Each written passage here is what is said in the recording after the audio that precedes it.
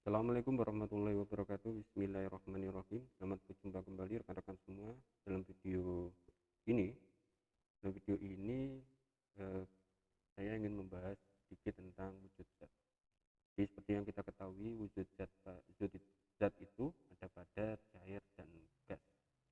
Air bisa berbentuk padat dalam bentuk es, bisa cair dalam bentuk cairan, atau bisa menjadi gas dalam bentuk uap air.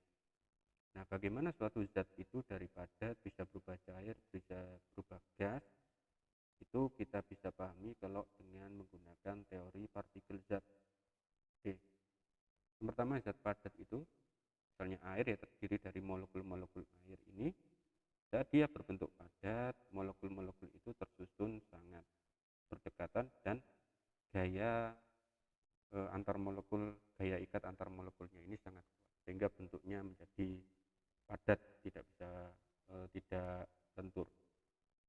Nah, zat cair juga sama, itu dimana gaya tarik menarik antar partikelnya ini lebih lemah daripada zat padat, sehingga menjadikannya bentuknya tidak solid seperti zat padat.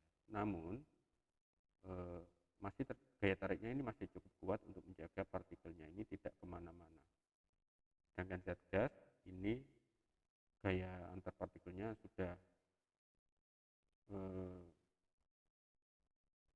sangat lemah, kemudian dia menjadi tidak teratur.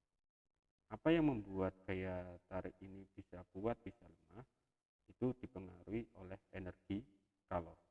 Kita bisa pahami dari simulasi ini di website pet.colorado.edu. Kita simulasi, kita ke chemistry, harusnya kita klik lagi simulation chemistry. Nanti kita cari kata kuncinya shape, atau kalau di Indonesia kan jadikan bentuk atau wujud zat. Oke, kita cari shape basic.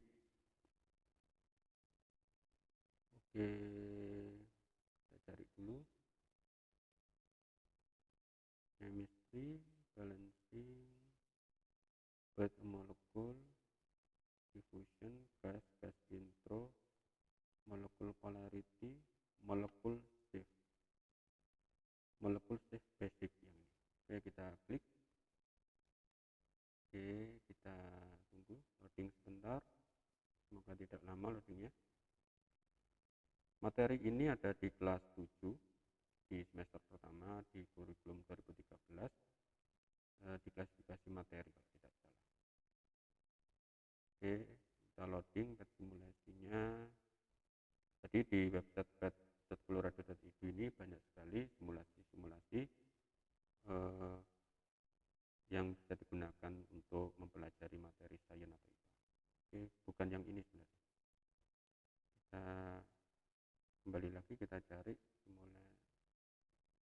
molekul shape, bukan yang ini. Ntar kita cari lagi matter shape of matter. Oke, kita cari state of matter basic. Ini state of matter basic, state of matter atau wujud zat.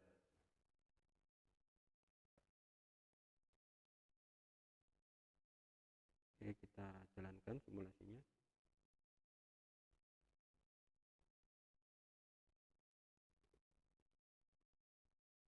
Oke, kita ke sini, kita state bentuknya. Oke, ini adalah bentuk suatu zat. Misalnya ini adalah molekul neon, atau air juga bisa. Kita ambil air ya, oksigen juga bisa. Oke, semua zat itu bisa dalam wujud padat, cair maupun gas.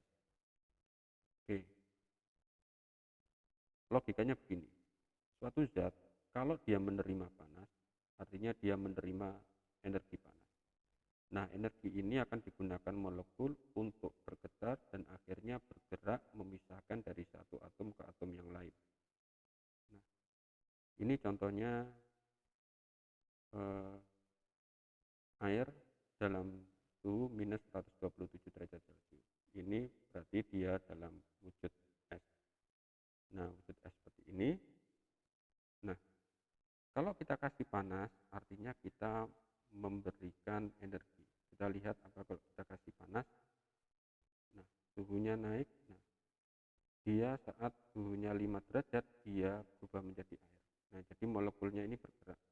Kita ulangi lagi. Saat dia air ini berbentuk zat padat, cair begini, ini jarak antar molekulnya saling berdekatan. Molekul ini juga punya energi, energinya hanya bisa untuk bergetar di posisinya masing-masing.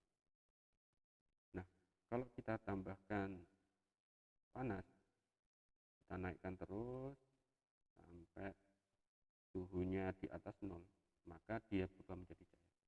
Energi panas ini tadi digunakan molekul untuk bergetar dan bergerak. Nah, saat posisi cair ini molekul sudah bisa bergerak ke kanan dan ke kiri, tapi antar molekul ini masih ada cukup gaya tarik antar molekul atau gaya ikat antar molekul yang menyebabkan molekul ini tidak bisa pergi terlalu jauh. Kalau di zat padat tadi molekulnya, kita ulangi lagi, kalau zat padat ini molekulnya hanya bisa bergetar di tempatnya masing-masing dan gaya ikat atau gaya tarik antar partikelnya ini sangat kuat sehingga molekul ini tidak bisa kemana-mana. Dengan kita menambahkan panas, maka molekul ini bisa selain bergetar juga bisa bergerak. Nah, ini memasuki fase cair, di mana molekul ini bisa bergerak kemana-mana, tapi gaya tariknya ini masih cukup kuat sehingga zat cair itu bentuknya bisa berubah-ubah.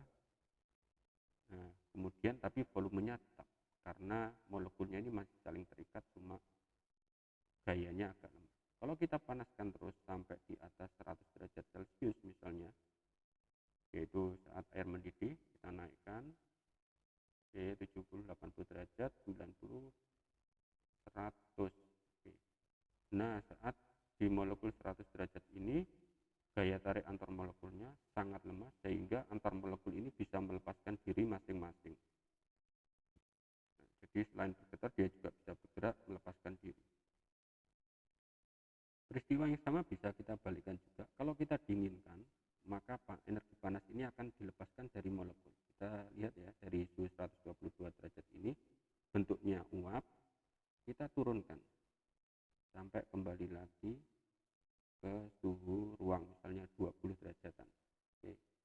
Sampai suhu 19 derajat dia kembali air. Nah, karena energi panasnya terlepas, maka antar molekul ini mulai mendekat satu sama lain sehingga gaya tariknya semakin kuat.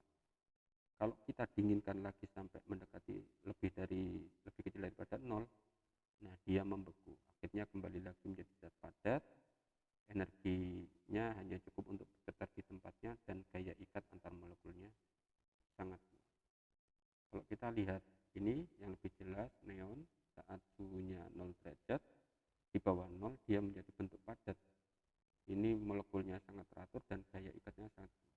Dengan kita menambah panas, nah, dia akan berubah menjadi zat cair, menjadi neon cair. Nah, ini pada suhu minus 24. Jadi setiap zat punya titik beku dan titik didih yang berbeda-beda. Kalau kita tambahkan panas terus, akhirnya dia menjadi zat gas di mana gaya tarik antar molekulnya sangat lemah sehingga molekul ini bisa bergerak kemana-mana. Jadi kesimpulannya, suatu molekul kalau menerima panas atau menerima energi panas, energi itu digunakan untuk melepaskan diri dari molekul yang lain. Tapi kalau kita beri panas, berarti molekul ini menyerap energi panas, dia mempunyai banyak energi. Energi ini digunakan untuk melepaskan diri antar molekul yang lain.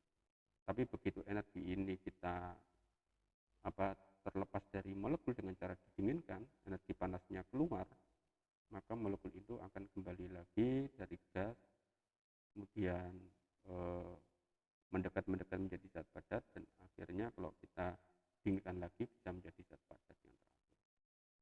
Oke, mungkin itu saja teori partikel zat padat, cair dan gas yang menerangkan bagaimana zat itu bisa berpindah dari padat, cair dan gas. Itu dikarenakan energi panas. Kalau dia menerima energi panas, dia akan bergerak menjauh dari padat, kemudian mencair gas. Dari gas kalau kita dinginkan energinya keluar, energi panasnya keluar, dia akan turun mendekat menjadi menjadi zat cair, turun lagi menjadi zat padat. Itu mungkin yang bisa saya sampaikan. Semoga bisa ada manfaatnya. Terima kasih. Kami akhiri. Assalamualaikum warahmatullahi wabarakatuh.